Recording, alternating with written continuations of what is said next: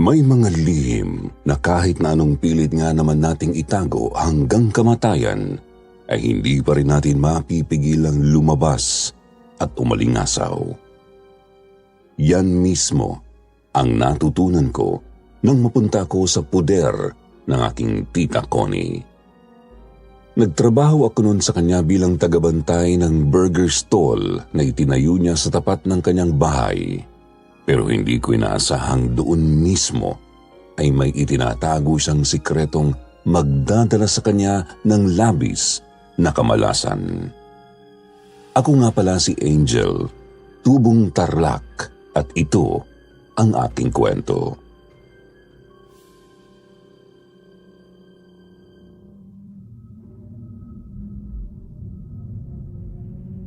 Mga ilang taon na rin po ang nakakalipas buhat nang mangyari ito sa akin. Nang mga panahong yun, 17 anyos pa lang ako at niwala pa ako sa tamang edad para magtrabaho.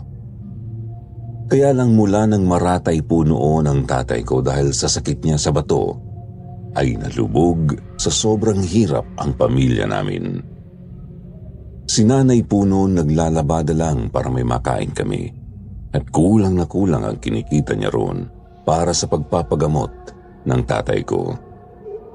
Dahil nga doon, Sir Jupiter, kinailangan kong huminto sa pag-aaral at tumulong na lang kay nanay sa paghahanap buhay para makaipon kami ng perang makakatulong sa amin para man lang madugtungan ang buhay ni tatay. Kaya lang, talagang hindi pa rin yun naging sapat.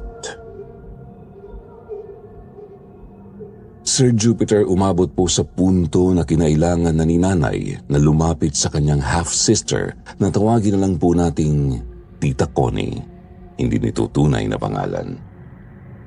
Si Tita Connie po ay kapatid ni nanay sa ama.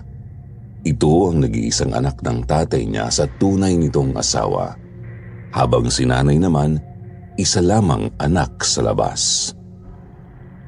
May kaya po sa buhay ang pamilya ng kanyang tatay kaya naman itong si Tita Connie lumaking mata pobre. Hindi naman po sa paninira pero halos lahat nga ng mga kapitbahay nito ay ayaw sa kanya dahil sa kanyang di kaaya-ayang pag-uugali. Yun nga rin po ang nakikita naming dahilan kaya kahit kailan ay hindi po ito nagkaroon man lang ng nobyo. Hindi ito nagkaasawa at tumanda na lang siyang dalaga. Pero sa tingin ko naman po, hindi lang yun dahil sa ugali niya, Sir Jupiter, kundi dahil na rin sa hitsura ni Tita Connie. Malaking babae po kasi siya. Matangkad siya pero yung pangangatawan niya para po bang napabayaan sa kusina. Ito po kasi si Tita Connie, kilalang napakasiba ng kanilang mga kamag-anak. Sobrang hilig niyang kumain na parabang yun na ang naging buhay niya.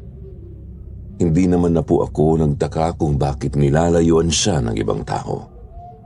Masama talaga ang ugali ni Tita Connie bukod pa sa mga kapintasan niya. Sa totoo lang, kahit nga sa sarili nitong kapatid, ay hindi rin ito naging mabuti.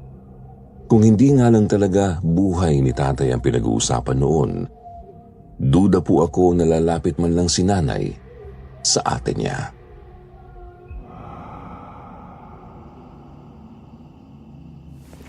Wala nang libre ngayon, Dolores, ha? Kung gusto mong tulungan kita sa pagpapagamot dyan sa asawa mong inutil, hayaan mong magtrabaho sa akin yang si Angel. Tamang-tama! Magbubukas ako ng burger stall sa amin. Dagdag negosyo. Kailangan ko na magbabantay. Yang anak mo na lang para mapakinabangan mo agad. Mag-aasawa lang din naman niya ng maaga.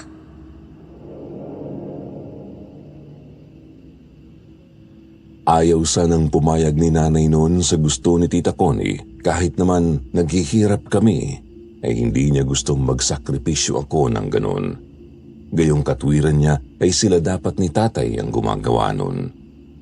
Pero sobrang naaawa na ako sa sitwasyon nila ng mga panahong yun. Kaya naman para hindi na siya mamroblema pa, Sir Jupiter, ako na ang kusang nagdesisyon.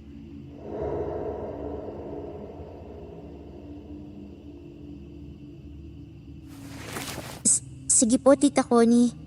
Huwag po kayong mag-alala. Magtatrabaho po ako para sa inyo. Tulungan niyo lang po ang tatay ko.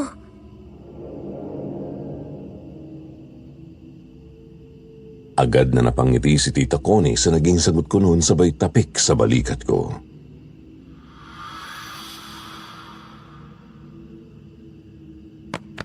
Buti pa itong anak mo, Dolores, oh. Madaling kausap. Ikaw, ang dami mo pang arte eh. O siya, iha. Magsimula ka ng mag-impake ng gamit mo. Para bukas na bukas din madaanan kita rito. Sa akin ka muna titira hanggat hindi nyo nababayaran ng utang yung pera sa akin ng ina mo. Nagkakaintindihan ba tayo?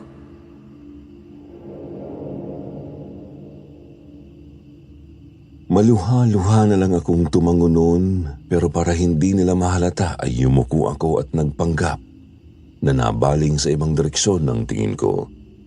Tapos nakita kong dumukot si Tita Connie ng 200 piso mula sa daladala niyang bag at iniabot yun kay nanay.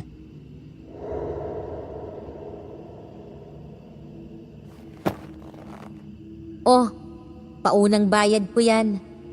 Bukas ko na dadagdagan kapag sigurado na akong sasama sa akin yung anak mo. Baka mamaya, lukohin niyo pa ako eh.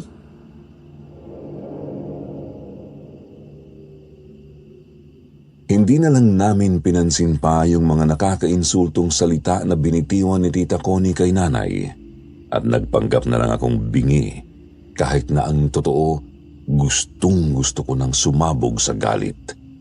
Inisip ko na lang si tatay para naman kahit papaano makalma ang kalooban ko. Hindi nga sinira ni Tita Connie ang sinabi niya. Kinabukasan ay bumalik ulit siya sa amin para sunduin ako at para iabot na kay nanay yung perang gagamitin para sa paunang gamot ni tatay. Pilit ko pong itinago noon kung gaano ako kalungkot para lang hindi makonsensya ang mga magulang ko. Umiyak na lang ako nung sa wakas nakarating na kami sa bahay ni Tita Connie at itinuro niya sa akin kung saan ang magiging kwarto ko. Isang masikip na dating bodega ang ibinigay ni Tita Connie sa akin bilang tutulugan ko. Nasa labas yun ng bahay niya na nandoon lang din naman mismo sa tabi ng burger stall na ipinagawa niya sa mismong tabi ng gate ng kanyang property. Malawak ang loteng pagmamayari ni Tita Connie kaya malayo-layo ang agwat nito sa ibang mga bahay dun sa lugar nila. Tapos napapalibutan pa iyon ng mataas na pader na nagsisilbi niyang bakod dahil sa takot na baka pasukin siya ng mga magnanakaw sa kanilang lugar. Lalo na nga at inaayawan siya sa kanila. Mabigat ang aura na bumabalot sa lugar na yun, Sir Jupiter. Hindi ko maipaliwanag pero pagdating ko pa lang doon, parang ang bigat-bigat na ng pakiramdam ko. Hindi lang dahil sa nalulungkot nga akong mapalayo kina nanay. Basta, meron talagang kakaiba doon. Hindi ko pa nga lang masabi nung una kong ano.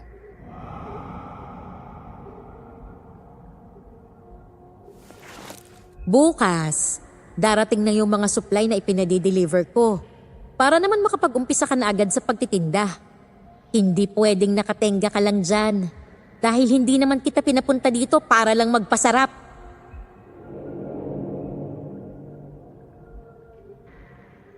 Pagkarating ko pa lang sa bahay ni Tita Connie ay inutusan niya na agad akong maglinis sa maliit na bodegang yun dahil dun nga ako matutulog. Para pa nga akong maiiyak noon dahil nakita kong napakarami kong dapat ayusin doon. Dahil tambak ang mga lumang gamit niya na punong-puno na ng alikabok at mga dumi. Wala naman akong magawa kundi ang sumunod na lang. Inabot ako ng dilim sa paglilinis noon, Sir Jupiter. Pero kahit papaano ay nagawa ko naman ang mga dapat kong gawin nang ako lang mag-isa. Patapos na ako noon at naglalabas na lang ng ilan pang mga gamit na hindi na pakikinabangan pa nang bigla na lang akong makaamoy ng mabaho. Biglang umalingasaw sa paligid ang tila nabubulok na amoy na hindi ko naman matukoy kung saan galing.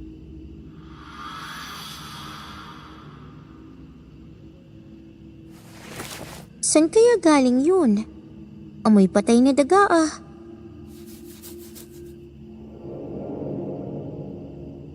Napakamot na lang ako sa ulo dahil nahilo na yata ako sa paghanap ay hindi ko pa rin matukoy kung saan galing yung mabahong amoy na yun. Hanggang sa nagdesisyon na lang akong ilabas na muna yung basura at itapon sa harap ng bahay. Para pagbalik ko ay kukuskusin ko na lang kako ng may sabon yung buong bodega. Pero naglalakad pa lang ako noon palabas, Sir Jupiter.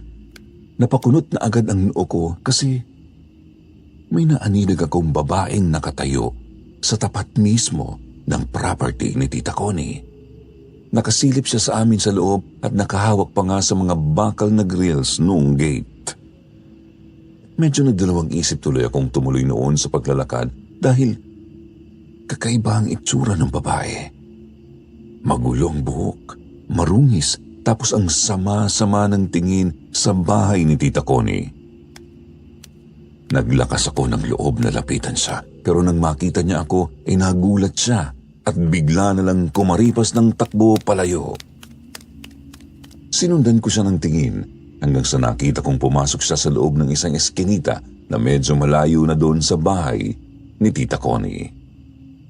Inisip ko baka kakubaliw lang na pag-alagala yung babae base na rin sa hitsura niya. Kaya kinalma ko na lang ang sarili ko at itinapon ko na nga yung basura sa tapat. Pero nasundan din agad yung weird na pangyayari yun, Sir Jupiter. Dahil pagpasok ko ulit sa loob ng bakuran ni Tita Connie, sinalubong ako ng isang gumugulong na laroang bola ng bata na huminto rin naman kaagad dun mismo sa harapan ko.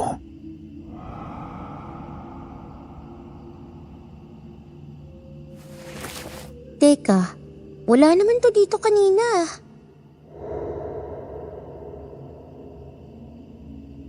Talagang nagtaka ako noon dahil ako lang naman ang nag-iisang tao dun sa labas at kanina pa pumasok si Tita Connie sa bahay niya. Sabi niya kasi ay maaga raw talaga siyang natutulog kaya siguraduhin kong magiging tahimik lang ang ginagawa kong paglilinis dahil ayaw niya raw na naiistorbo siya sa gabi. Nasa kalagitnaan pa ako ng pagtataka noon, Sir Jupiter, nang maya-maya bigla naman akong nakarinig ng isang malakas na hiyaw na nanggagaling sa loob ng bahay ni Tita Connie. Kasunod yun ng isang malakas na kalabog na akala mo ay may kung anong bumarog. Doon ko mismo yun narinig sa kwarto ni Tita Connie sa itaas, nakatapat lang ng bodegang tutulugan ko. Kaya naman dali-dali akong nagtatakbo papasok sa bahay niya.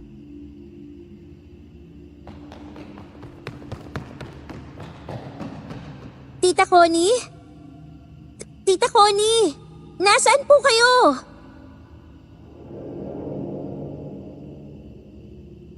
Bakas ang pag-aalala noon sa boses ko dahil naisip kong baka may nangyari ng masama sa tiyahin ko, pero sobrang tahimik na ng paligid nang makapasok ako sa loob.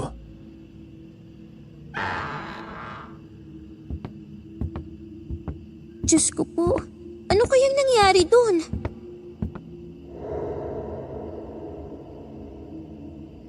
Sa sobrang panik ko ay talagang nagpasya na akong pumanhik sa itaas para i-check ang kalagayan ni Tita. Kaya lang,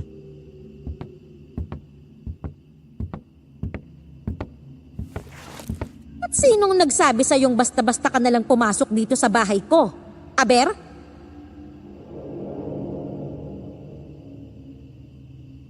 nilingon ko ang nagsalita sa likuran ko at nagulat ako nang makita ko ron si Tita Connie na nakapamewang pa habang ang kanyang buhok ay may nakakabit na mga aparatong pangkulot at ang mukha ay namumuti dahil doon sa ipinahid niyang pampakinis. May hawak pa nga siyang 2 burger sandwich ng mga sandaling yun sa magkabila niyang kamay.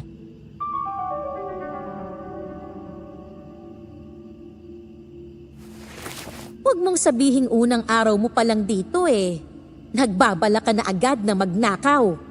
Hindi ba't ibinilin ko sa'yo kanina? Napapasok ka lang dito sa bahay ko kapag tinatawag kita at may iuutos ako sa'yo? Tita, narinig ko po kasi kayong sumigaw sa taas eh. Kakaiba pa nga po ang sigaw niyo, kaya akala ko...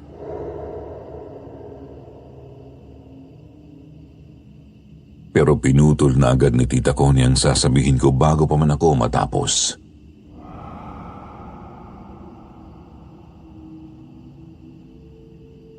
Sumigaw? Paano ako sisigaw kung namumualan ako sa pagkain nitong burger na ginawa ko?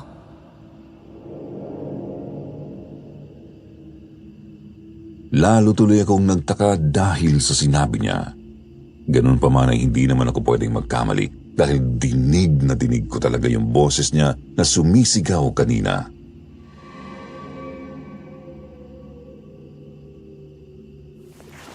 Pero Tita Connie, maniwala po kayo. Narinig ko pong humihingi kayo ng saklolo kanina eh. Boses niyo po talaga yun. Kaya nga ako nagtatakbo papasok dito sa loob.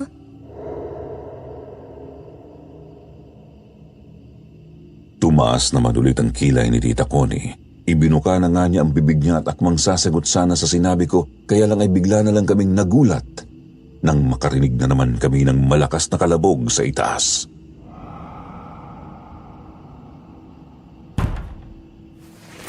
Ayan! Narinig niyo po yun, Tita Connie? Ha? Ay, wala yun. Baka pusa lang yun. Masyado ka namang overacting.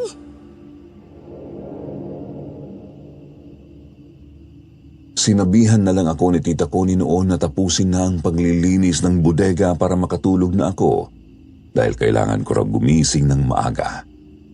Maaga rin daw kasing darating yung iba pang kulang na supplies na hinihintay niya kaya lumabas na ako at nagpatuloy sa ginagawa ko.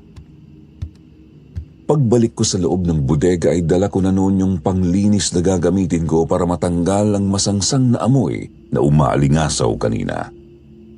Pero ang nakakapagtaka, pagbalik ko dun, wala na rin yung mabahong amoy na yun. Tanging alikabok na lang ang naaamoy ko sa paligid, kaya kahit na nawiwirduhan na talaga ako sa mga nangyayari, ipinagpatuloy ko na lang ang ginagawa ko. Unang gabi pa lang yun, pero sobrang dami na agad na nangyari sa akin sa poder ni Tita Connie. Pinilit ko na nga lang noon na huwag isipin yung mga negatibong mga bagay na yun para lang hindi na rin ako matakot. Nakatulong din yung sobrang pagod ko, kaya paghiga ko sa papag, nakatulog agad ako. Ginamit ko yung lumang kutson na siyang ginagamit din daw nung dating kasambahay ni Tita Connie na pinaalis niya dahil nahuli niyang nagnanakaw.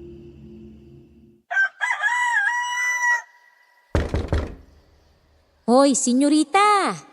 Baka naman gusto mo nang bumangon dyan, ano?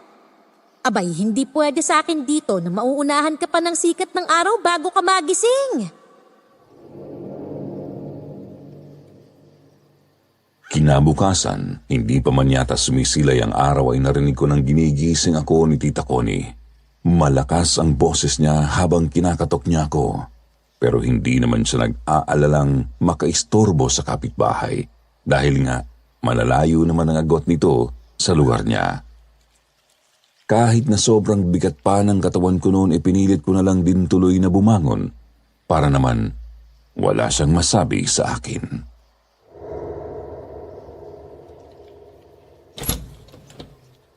Magandang umaga po, Tita Connie. May iutos po ba kayo sa akin? Aba, syempre. Malamang. Ano bang akala mo? Ako pa ang magluluto ng almusal nating dalawa? Hala, sige na. Pumunta ka na roon sa kusina at ipagluto mo ko ng sinangag. Magprito ka na rin ng pati roon dahil yun ang gusto kong ulamin. Kung gusto mo, magprito ka rin ng sayo. Pero isa lang, ha? Ayoko nang masiba rito sa pamamahay ko.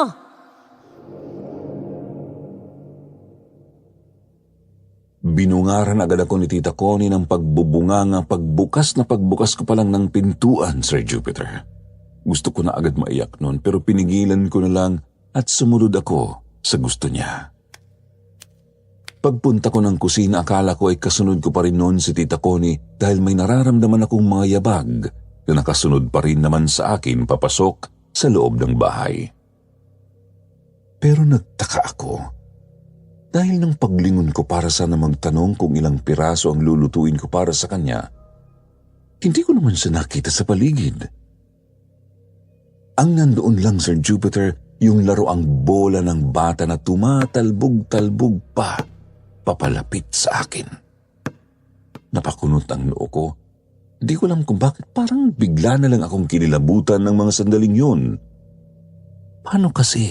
Parang ayaw tumigil ng bola sa pagtalbog. Parang may naglalaro nun na hindi ko nakikita dahil hindi man lang yun humihina o umaalis sa iisang pwesto.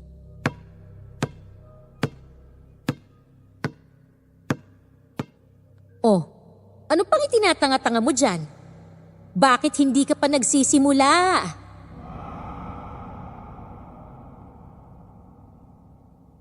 Napaigtad ako nang biglang pumasok si Tita Connie at nagsalita. Hindi ko namalayan na natulala pala ako doon sa kulay pulang bola na yun na bigla rin namang huminto sa pagtalbog nang dumating siya. Nangatwiran na lang ako na para kasing may nakita akong daga kaya napahinto ako sa pagkilos. Pagbukas ko ng ref ni Tita Connie noon, nanlaki pa ang mga mata ko dahil tumambad sa akin yung napakaraming supply ng burger patties sa loob nun. Halos wala na ng ibang laman ng ref niya kundi yun. Kaya naman doon pa lang ay nahalata ko na agad na yun pala ang paborito niyang pagkain. Napatunayan ko palalo yun nang pagkatapos kong magluto ng halos 10 pirasong patties ay naubos niya ang lahat ng yun.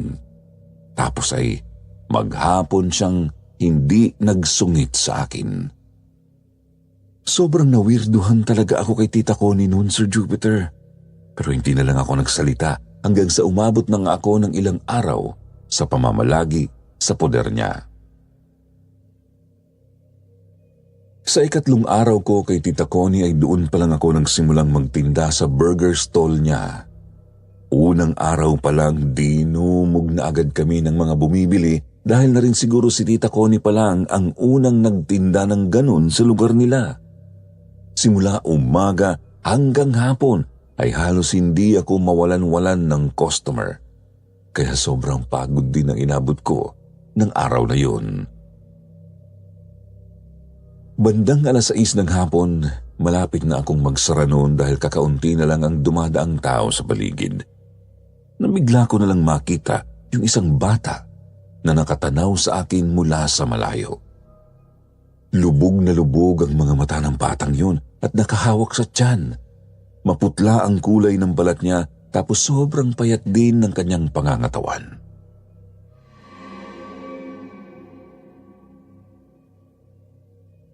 Hala, nakakaawa naman yung batang yun.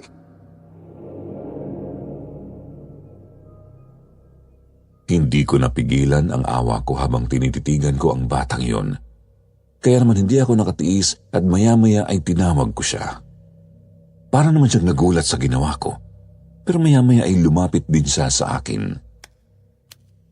Nang tuluyan na siyang makalapit, ay doon ko palang napansin na meron siyang daladalang bola na kulay pula.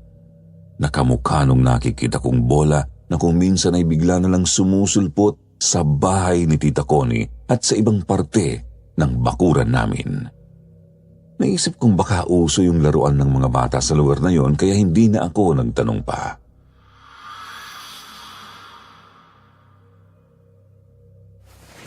Bata, gusto mo nito?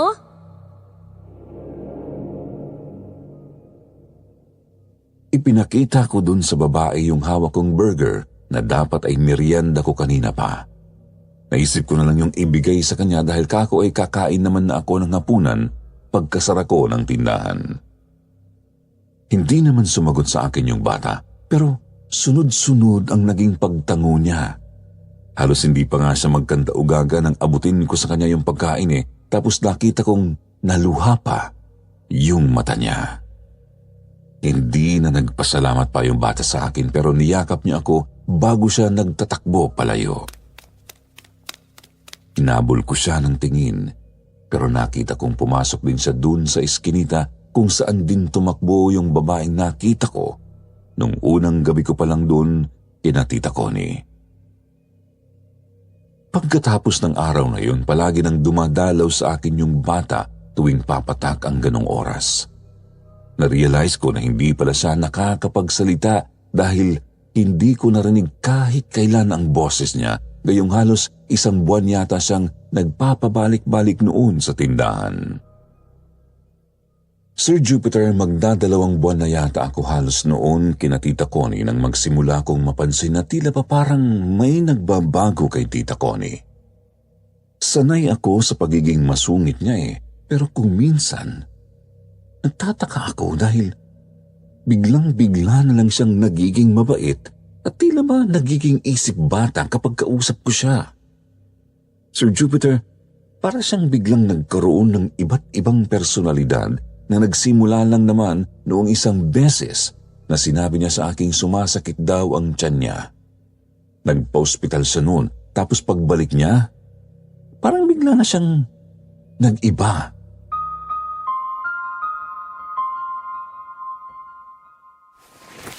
Angel! Angel! Halika nga rito!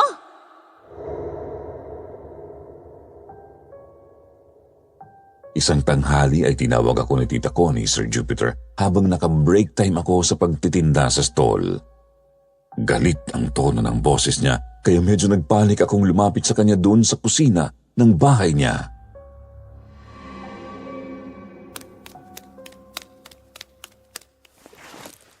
Bakit po, Tita Connie? Bakit ganito na lang itong burger patty sa ref ko? Parang ang daming nabawas. Hindi ba't sinabi ko naman sa'yo na hindi mo ito pwedeng pakialaman dahil paboritong pagkain ko ito?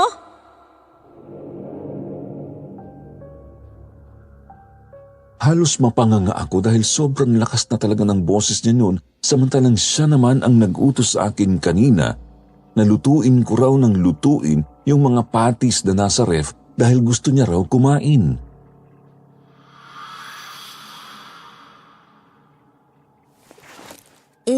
Tita, di ba po ibinigay ko yun sa inyo kanina? Hindi ko po alam kung saan nyo inilagay.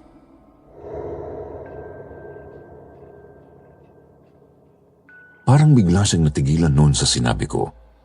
Saglit siyang nag-isip muna, tapos maya-maya ay bigla na siyang kumalma.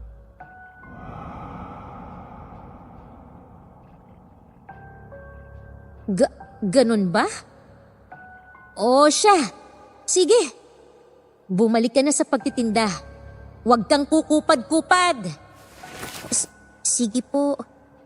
Pero, ayos lang po ba kayo, tita?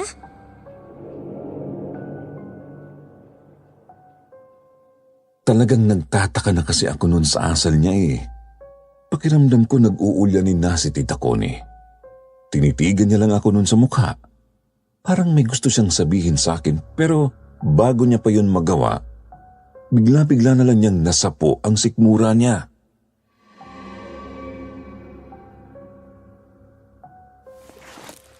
Aray, Angel, ang sakit ng tiyan ko. Sobrang sakit. Naku, tita, ano po ba kasing ginawa niyo? Inubos niyo po ba lahat ng patis na ipinaluto niyo sa akin kanina?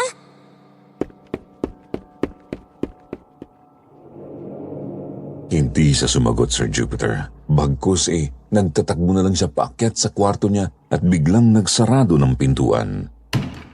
Sinubukan ko nga siyang sundan noon at pigilan, pero sinigawan niya lang ako na gawin ko na raw ang trabaho ko sa baba. Sobrang gulo na talaga niyang kausap noon, pero wala naman akong magawa kundi ang sumunod na lang.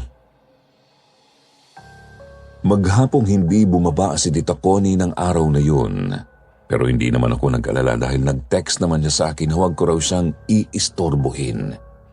Ipinahiram niya kasi sa akin noon yung isa niyang lumang cellphone para daw matatawagan ko siya kapag may kailangan o may problema sa stall.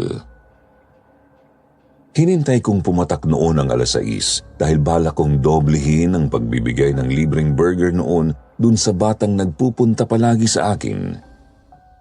Kaya lang nagtaka ako nang mag-7 na yata.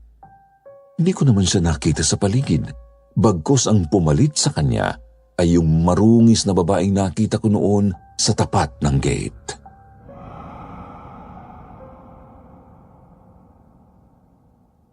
Ako si Mariana. Anak ko si Ponpon. Nanay niya ako. Sabi niya sa'yo daw ako hihingi ng pagkain.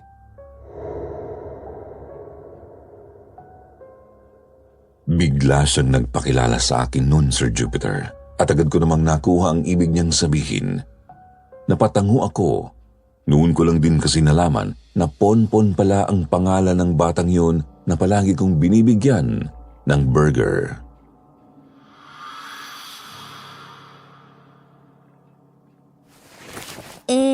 Nasaan po ba si Ponpon, ate? Bakit po hindi siya ang nagpunta dito ngayon?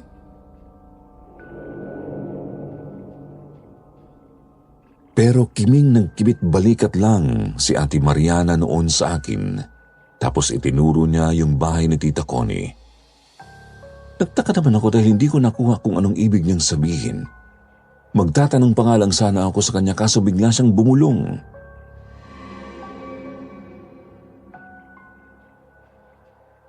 Huwag kang maingay ha. Baka marinig ni Madam Connie. Papagalitan niya na naman kami ni Ponpon. Sasaktan niya ulit ang anak ko. Tapos ililibing niya ulit si Ponpon sa ilalim nun.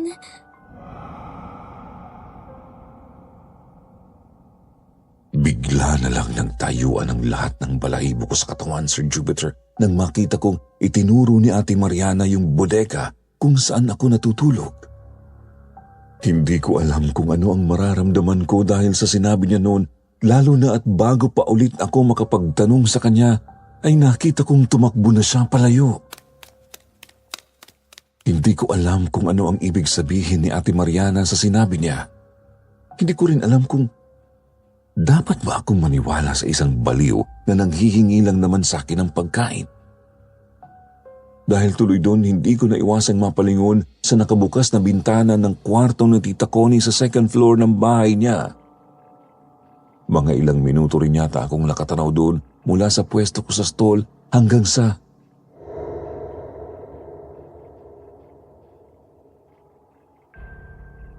Diyos ko po, anong ginagawa ni Ponpon sa kwarto ni Tita Connie?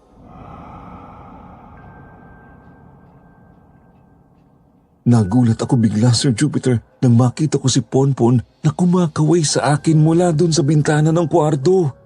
Sobrang lawak ng pagkakangisi niya habang ako naman ay pinangingilabutan na talaga ng husto dahil hindi ko naman napansin na pumasok si Ponpon sa bahay kanina pa. Wala namang ibang dadaanan papasok sa loob ng bahay ni Tita Connie kundi dun lang sa gate na katabi mismo ng stall. Sobrang takang-taka na talaga ako nun sa mga nangyayari kaya nagpasya na akong magsarado ng maaga, Sir Jupiter. Tapos dumiretso ako dun sa bahay ni Tita Connie. Gulat na gulat ako, Sir Jupiter, dahil pagbukas ko ng pintuan, sinalubong ako ng tiyahin ko na parang takot na takot.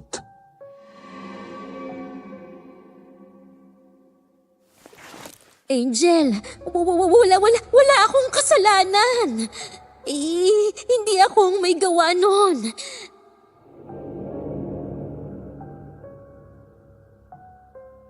Paulit-ulit na sinasabi sa akin yun ni Tita Connie. Hindi ko nga siya maintindihan nun eh. Hindi ko alam kung ano ang sinasabi niya tapos hindi ko rin naman siya makausap ng maayos. Dinala ko lang saglit si Tita Connie sa kusina at doon ko sa pinainom ng tubig. Kumalma rin naman siya maya-maya pero matagal lang siyang nakatitig sa mukha ko. Medyo lumalakas na ang kalabog ng dibdib ko dahil sa paraan ng pagtitig sa akin ni Tita Connie. Lalo na yung maya-maya pa bigla na lang siyang ngumisi, yung uri ng ngisi na malademonyo na parabang may masamang tumatakbo sa isip niya. Sa kalagitnaan ng unti-unting pagtayo ng mga balahibo ko ng sandaling yun, bigla kaming nakarinig ng mga pagtalbog ng bola na parabang may buhay yun na bumababa sa hagdanan. Lalo akong kinabahan noon, Sir Jupiter, kaya hindi ako nakapagsalita pa at napako na lang ako sa kinatatayuan ko.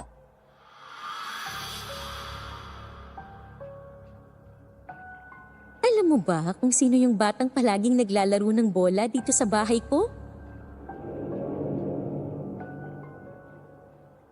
Lalong lumawak ang ngisi ni Tita Connie. Humakbang pa siya papalapit sa akin tapos hinawakan niya ako sa balikat ng pagkahigpit-higpit.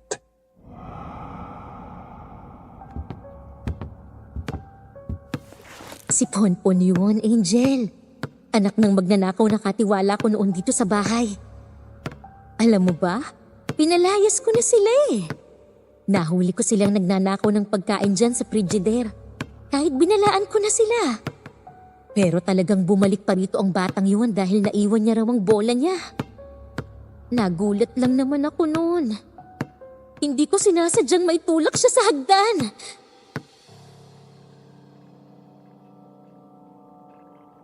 Nanlaki ang mga mata ko, Sir Jupiter. Lalo na at pagkasabi no ni Tita Connie ay siyang paghinturi ng mga talbog ng bola. Biglang lumamig ang buong kusina. Pakiramdam ko noon, binalot kami ng isang nakapangingilabot na presensya.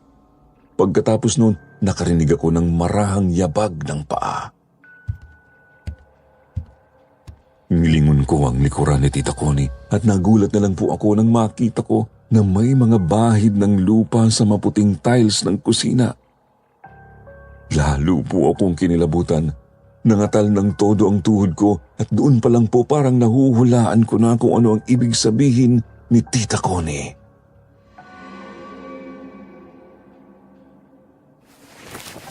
Hindi ko gustong patayin ng batang yon, Angel.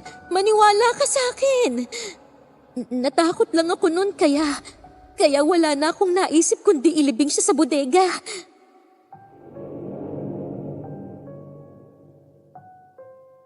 Doon na po ako talagang nanghina. Yung kalabog ng dibdib ko biglang dumoble, lalo na nang may maramdaman akong kakaibang presensya sa likuran ko.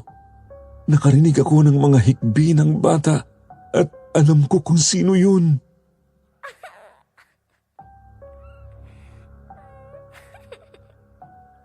Ponpon?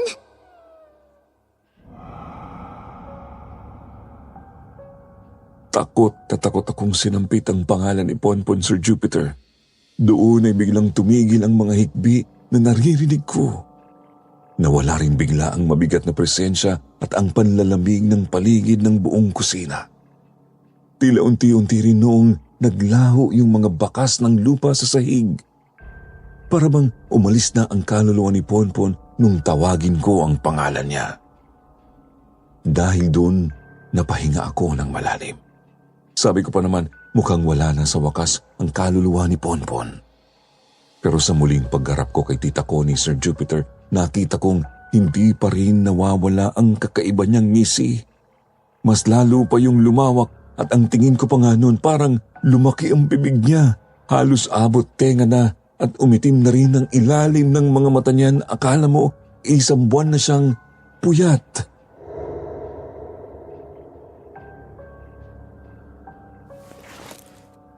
Tita, magpahinga na po muna kayo.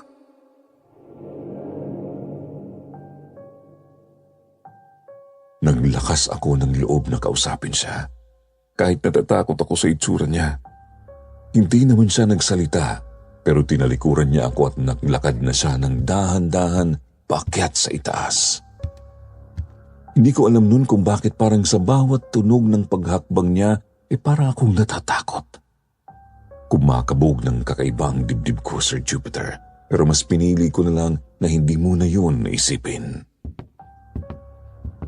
Lumabas na ako ng bahay ni Tita Connie.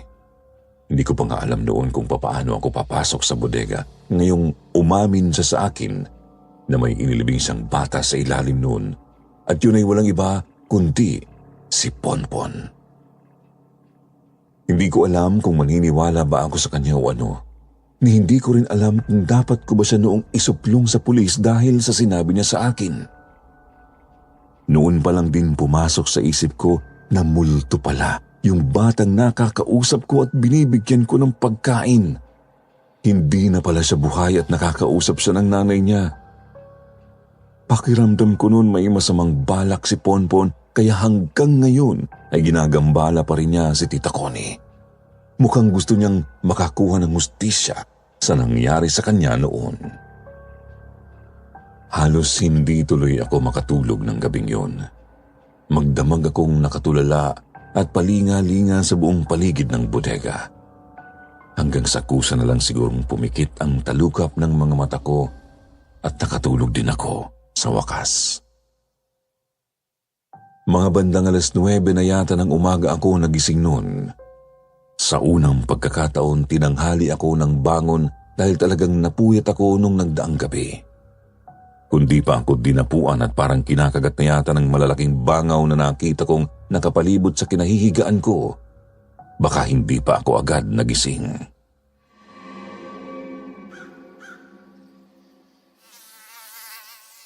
Ano ba tong mga bangaw na to? Bakit ang dami?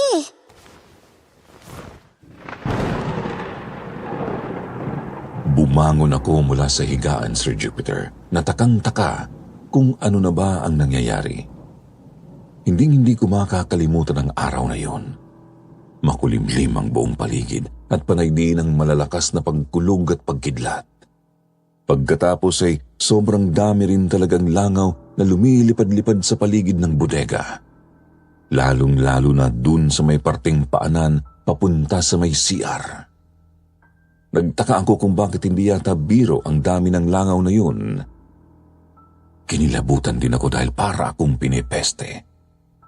Sinundan ko ng tingin yung mga nagkukumpulang langaw doon hanggang sa bigla na lang nanlaki ang mga mata ko dahil unti-unti ay nakita kong tila ba nagkakaroon ng hugis yung mga kumpul ng langaw sa may paanan ko. Naging hugis bata yun, Sir Jupiter.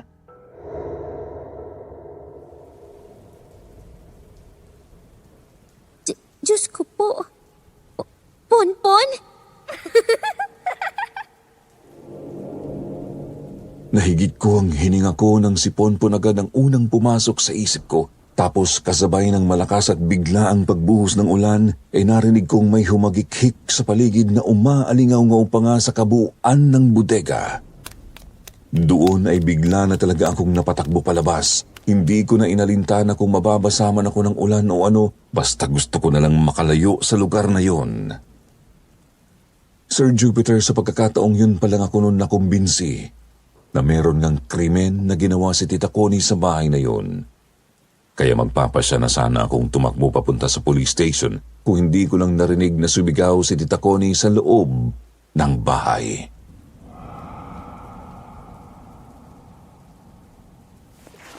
Wala akong kasalanan sa'yo!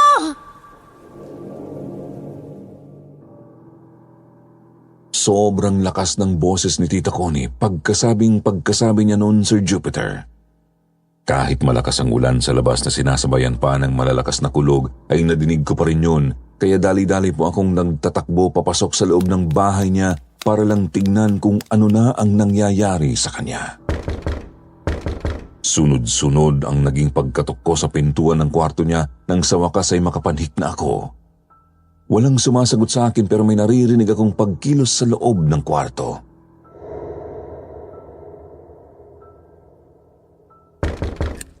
Tita Connie, si Angel po ito.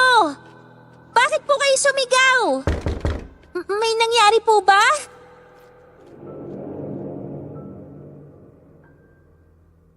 Tanong ko pa noon kay Tita Connie sa pagitan ng mga pagkatok ko pero talagang ayaw niyang sumagot. Basta ang natatandaan ko noon ay nakakarinig din ako ng mga tunog ng pagnguya na parabang may kambing nang umangata ng damo sa loob. Medyo nagpapanik na ako noon, Sir Jupiter. Buti na lang nakita ko rin kaagad yung duplicate na susi ng kwarto ni Tita Connie doon sa ilalim ng doormat niya. Pero dito na talaga nangyari yung isa sa mga hindi ko na yata makakalimutang alaala sa utak ko. Sir Jupiter, pagpihit ko pa lang noon ng doorknob, nagtayuan na agad lahat ng hibla ng balahibo ko sa katawan. Pero bigla pa yung nadagdagan nung naitulak ko na ng kapiraso ang pintuan tapos biglang umalingasaw palabas ng kwarto ang napakabaho at napakasangsang na amoy.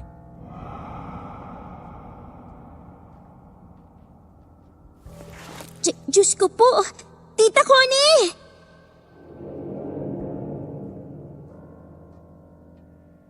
Bigla kong naitutob sa sarili kong bibig ang dalawang palad ko nang sa wakas po ay nabuksan ko na ng malawak ang pintuan ng kwarto ni Tita Connie.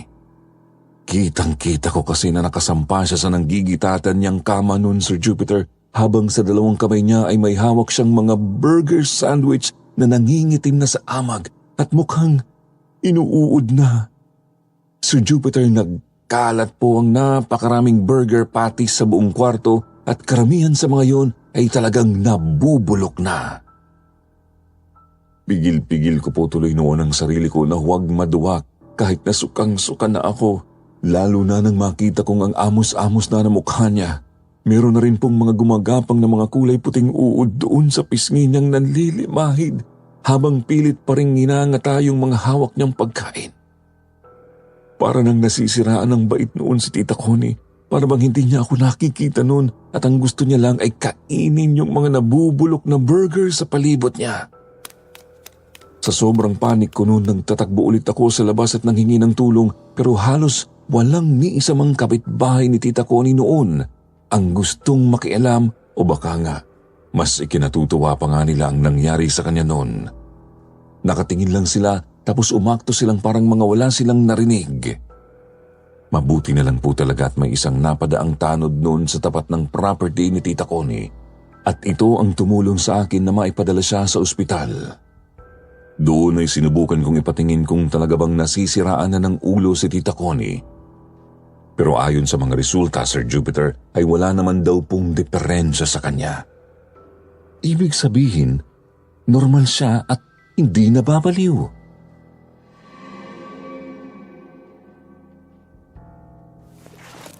Sinasabi ko naman sa'yong matino ako eh.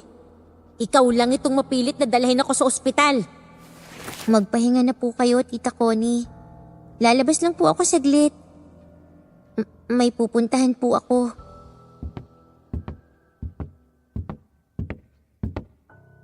Tinignan lang ako ni Tita Connie ng masama noon, Sir Jupiter. Pero hindi siya nagsalita. Nag-iwas na lang ako ng tingin tapos nagsimula na akong maglakad palabas ng pintuan. Nung mga bandang nasa pintuan na ako, ayan na naman.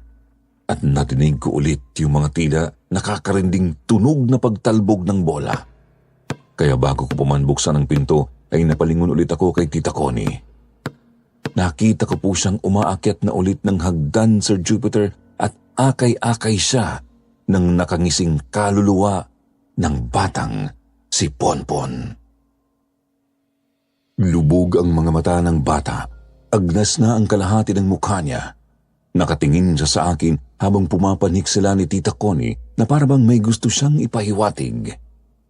Iba na rin ang tingin ko noon sa paligid ng bahay. Parabang naging isang marumi at madilim na musleo ang itsura noon. Nagsimula na namang umakyat ang takot sa kalooban ko. Yung ulo ko noon parang biglang nanlaki. Naisip ko talagang kailangan ko nang magsumbong sa kinauukulan tungkol sa mga inamin sa akin ni Tita Connie. Hindi agad ako pinaniwalaan noon ng mga pulis. Diskumpiyado sila sa mga isinumbong ko sa kanila at ilang beses pa nila akong tinanong kung totoo raw ba ang sinasabi ko.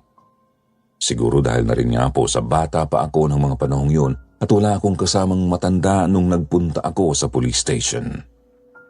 Ilang oras din ang inabot ng pagkuha nila sa akin ng statement hanggang sa kinailangan na nga nilang tawagan ng nanay ko at nang dumating siya, ay doon lang din nagpasyang kumilos ang mga pulis. Sir Jupiter, hapon na nang makabalik kami sa bahay ni Tita Connie. Kasama namin noon ang dalawang pulis na hindi ko na po papangalanan kung sino. Pagkarating pa lang namin noon, bumungad na agad sa amin yung napakabahong amoy na umaalingasaw tulad ng amoy na nalanghap ko dun sa kwarto ni Tita Connie. Dali-dali kaming umakyat, Sir Jupiter. Kasama ko si nanay at yung dalawang pulis. Tama nga ang hinala kong bukas na bukas ang kwarto ni Tita Connie kaya umaalingasaw ang amoy galing doon.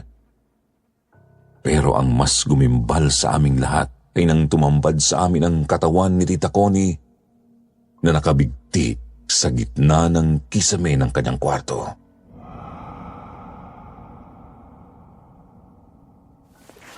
Diyos ko po!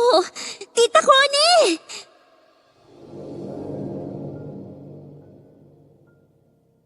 Wala na akong ibang masabi, Sir Jupiter.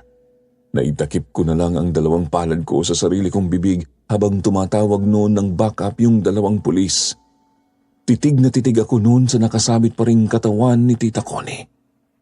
Nakatirik ang mga mata niya tapos nakanganga ang bibig at may lumalabas doong mga uod na alam kong galing pa rin sa mga nabubulok na patis na hanggang sa kamatayan niya ay hindi niya pa rin natiis na hindi kainin. Mainit-init pa ang katawan ni Tita Connie pero talagang wala na siya. Nakalawit na rin kasi ang dila niya at tuwid na ang mga paa. Hinintay namin na dumating ang iba pang pulis na tinawag ng dalawa naming kasama at ganun din ang ambulansya. Dinala nila si Tita Connie at naiwan kami ni nanay noon sa bahay niya na parehong tulala at hindi makapaniwala sa nangyari. Pinakakalma kami ng mga pulis noon kaya inilabas muna nila kami ng bahay at doon pinagstay sa burger stall. Pero habang nandoon kami at nagpapahinga, namataan ko sa labas ng gate na nakatanaw si Ate Mariana. Yapos-yapos niya ang laruang bola ni Ponpon habang nakatanaw siya sa bodega, kung saan pinaghihinalaan naming nakalibing ang kanyang anak. Tumutulo ang kanyang luha pero walang emosyon ang mukha niya.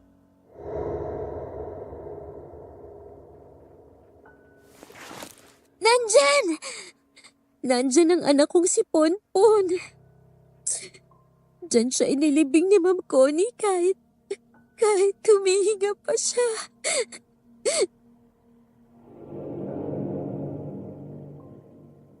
Naririnig ko ang mga sinasabi ni Ate Mariana kahit na mahina lang yun, kaya lalo akong kinabahan.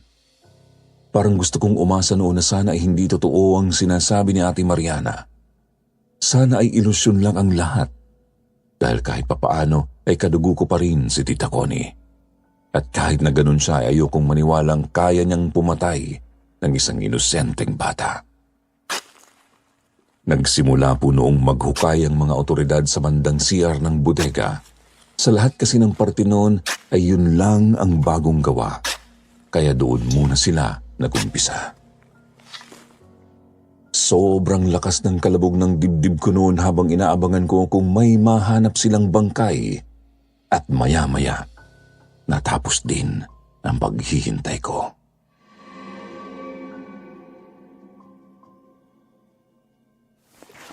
Ponpon! Anak ko!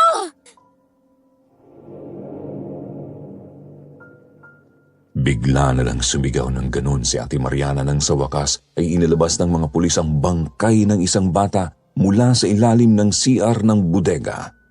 Doon mismo sa poso negro nito. Tila ba tuwang-tuwa siya na sa wakas ay nakita na ulit niya ang anak na matagal ding nawalay sa kanya. Ako naman ay nanghina na ng tuluyan habang kinikilabutan.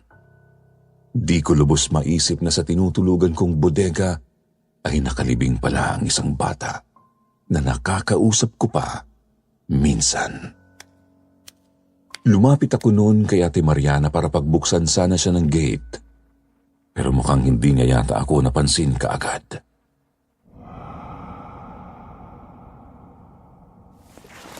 Sa wakas, Ponpon, nakaganti ka rin.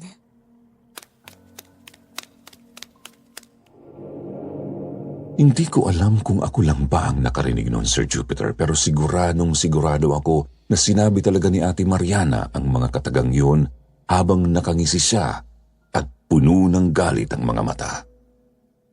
Natigilan nga ako dahil doon, Sir Jupiter, kaya hindi ko na napigilan pa si Ate Mariana nang magtatakbo na naman siya palayo. Sinundan ko na lang siya ng tingin hanggang sa pumasok siya doon sa iskinitang yun kung saan siya palagi nagtatago. Naisipan ko siyang sundan at doon ko lang nadiskubring yung iskinita pa lang yun ay papunta sa isang maliit na barong-barong kung saan nakatira si Ate Mariana at si Ponpon noong nabubuhay pa siya. Habang nakatanaw ako mula sa di kalayuan, nakita ko si Ate Mariana na parang masayang nakikipaglaro sa isang hindi ko kilalang nilalang. Nagtatatalon siya at para bang may kalaro, tapos kung minsan ay para din siyang may niyayakap. Alam ko, nakikita pa rin niya ang kaluluwa ni Ponpon. Mukhang kahit nabigyan na ng hustisya ang pagkamatay ng bata, ay hindi na nito gusto pang iwan ng kanyang ina. Mukhang balak na nitong manatili sa tabi ni Ate Mariana habang buhay. Sir Jupiter, nagpasya na lang po si Mama noon na huwag nang iburol pa ang bangkay ni Tita Connie. Ipinalibing na lang namin siya ng diretso para na rin makaiwas kami sa usap-usapang biglang kumalat noon sa lugar namin na hindi raw totoong basta na lang nagpakamatay si Tita Connie. Sinapian daw ito ng kaluluwa ng batang pinatay niya. Bago pa raw kasi mangyari ang lahat ng trahedyang yun, ilang beses daw nilang nakita at naramdamang may kakaiba nga sa bahay ni Tita Connie. Para na raw pala itong haunted house kung ituring ng mga kapitbahay niya. Kaya pala hindi rin naging ganun kapatok sa lugar namin yung burger stall na itinayo namin sa harapan. Pagkatapos ng lahat ng yun, ay naging tahimik naman ulit ang buhay namin ni na Mama. Bumalik kami sa tunay naming bahay at ipinagamot namin si Papa gamit ang perang pinagbentahan namin sa property ni Tita Connie na siyang naiwan sa amin dahil kami lang din naman po ang naiwan niyang kamag-anak. Hindi rin naman kasi namin kayang tirahan pa ang bahay na yun dahil para namang hindi pa rin nawala ang negatibo at masamang presensyang bumabalot doon. Pakiramdam ko nga ay naiwan din doon ang kaluluwa ni Tita Connie dahil hanggang sa pinakahuling oras ng pagtapak namin doon ni Nanay, ay nararamdaman ko pa rin ang kanyang presensya. Sa ngayon po, Sir Jupiter, ay wala na akong balita pa sa kung ano na ang nangyari sa lugar na yun. Kahit kay Ate Mariana ay wala na rin akong alam pa. Nagdesisyon po kasi kami ni Nanay na kalimutan na ang anumang bagay na nagpapaalala sa amin ng tungkol doon. Ngayon lang po ako ulit nagkwento tungkol dito pagkalipas ng ilang taon. Sana po ay nagustuhan niyo ang kwentong ito mga kasityo at kahit papaano ay nag-enjoy kayo sa pakikinig. Muli ako nga po pala si Angel at dito ko na po tinatapos ang aking sulat. God bless po at more power sa inyong channel.